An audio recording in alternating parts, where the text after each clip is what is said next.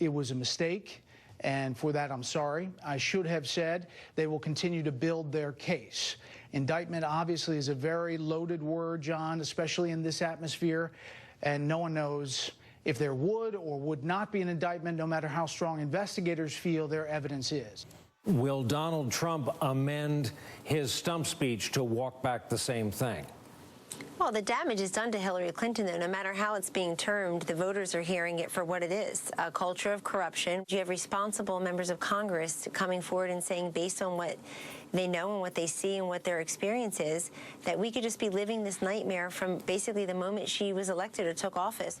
As you know, the FBI now has multiple open criminal investigations into Hillary Clinton. She may now face major problems for perjury.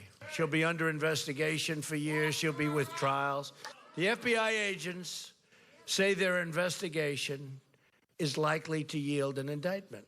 Hillary has engaged in a massive criminal enterprise and cover-up. If she were to win, it would create an unprecedented constitutional crisis. Okay, again, I feel the need just to respond here. So if it were the case that this was based on anything, it would have to be Baer's report, which has since been essentially retracted. The perjury charge was essentially just invented out of thin air, as far as I can tell. I mean, he is just calling her a criminal based on essentially no evidence at this point.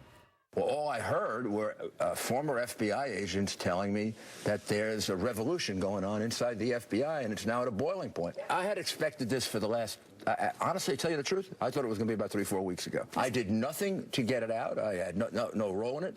Did I hear about it? You're darn right I heard about it, and I can't even repeat the language that I heard from the former FBI agent.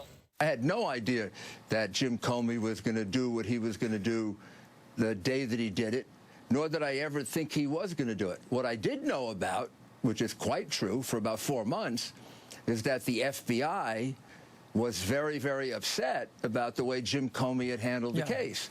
But I heard that from former FBI agents, not from current FBI agents. You have no inside information as of this moment from the FBI.